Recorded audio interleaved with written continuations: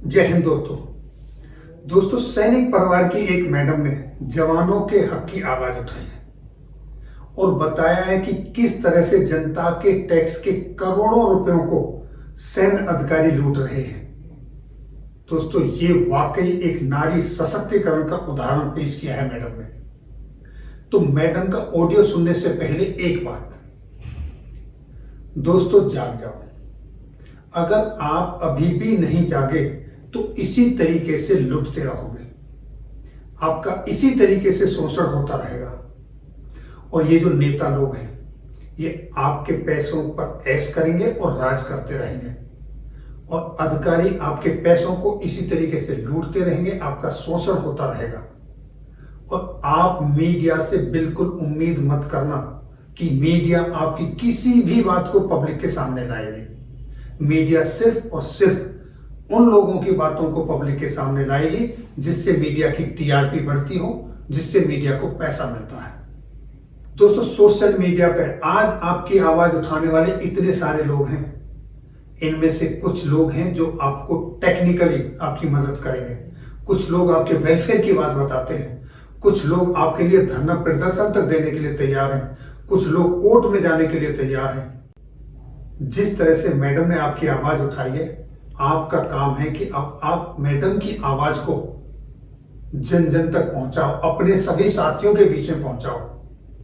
जब दोस्तों ये सारे एकजुट होकर आपके लिए लड़ेंगे तो कहीं ना कहीं सरकार पर, नेताओं पर और आपके सैन्य अधिकारियों पर इसका दबाव बनेगा। मैडम ने क्या कहा वो सुने अब आप। जय हिंद। मैं नीलम कुमारी हाथ जोड़ के जय हिंद करती हूँ। मैं एक चीज़ कहना चाहती हूँ, मैं छोटी सी बात कहना चाहती हूँ। मैं भी सैनिक परिवार से हूँ, मेरे घर में बहुत सारे फौजी भाई हैं। ये अधिकारियों के लिए मेरा एक मैसेज है कि देखिए, जो जवान देश की सुरक्षा में लगे हुए हैं, सरकार उनको जो भी पे करती है वो देश की सुरक्षा के लिए करती है, ना कि अधिकारियों के घर के काम करने के लिए। अधिकारियों के घर में अधिकारियों को कुत्ते घुमाओ, अधिकारियों के घर के बर्तन साफ करो, अधिकारियों के घर का काम करो। सो मेरा ये एक एडवाइस है अधिकारियों के लिए कि अगर आपको इतना ही शौक है, अपने घर में आप अपना काम खुद नहीं कर सकते हो, तो आप बाहर से 5,000 10,000 में कोई भी आप बंदा हायर कर सकते हो, वो आपको आराम से मिल जाएगा।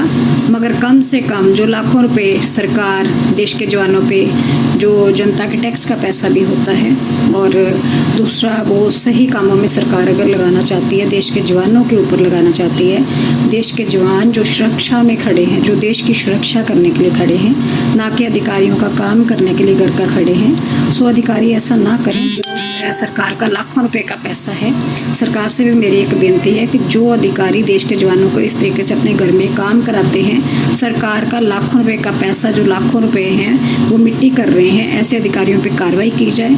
और दूसरी बात, अगर अधिकारियों को इतना ही शौक है, अपने घर के काम नहीं कर सकते हैं, तो बाहर से कोई भी कुक ले लो, कोई भी घर का मेड सर्वेंट कोई भी आप हायर कर सकते हो। 5-10 हज़ार में आप अपना प्राइवेट हायर करो, आप देश के जवानों से ऐसे काम ना कराएं। बस यही कहना चाहती हूँ। तो दोस्तों, अभी आपने सुना मैडम ने क्या कहा, किस तरह से आपके हक की आवाज उठाई, किस तरह से जनता के टैक्स को जो लूटा जा रहा है उसका मुद्दा उठाया। आप शायद जानते होंगे कि सैन्य अधिकारियों को गवर्नमेंट की तरफ से पीएसओ ऑथराइज है, और उस पीएसओ के लिए सैन्य अस्पतालों में ट्रीटमेंट तक मिलता है।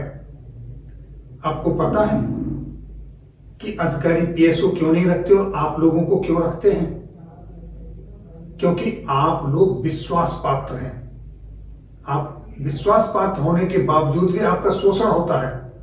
लेकिन जो पीएसओ रखेंगे वो लोग आते हैं, कोई कहीं लूट के चला जाता है, कोई गला रेत के चला जाता है। आए दिन समाज में ऐसी घटनाएं होती रहती हैं। इसलिए वो नहीं चाहते कि कोई सिविलियन उनके घर में आके काम करे और उनके साथ या उनके परिवार के साथ किसी तरह की कोई अनहोनी हो। जब वो आप पे इतना फेथ करते हैं तो फिर आपका शोषण क्यों? आप इससे किस तरह से निपटना चाहते हैं? आपके क्या सुझाव हो सकते हैं? आप अपने सुझाव दीजिए। मैं आपके सुझावों को एक प्लेटफॉर्म दूंगा, आपके पॉइंट रेज करूंगा। तो दोस्तों आज की वीडियो में ये थी जानकारी। फिर मिलेंगे नई जानकारी के साथ अगली वीडियो में। तब तक के लिए जय हिंद, जय भारत।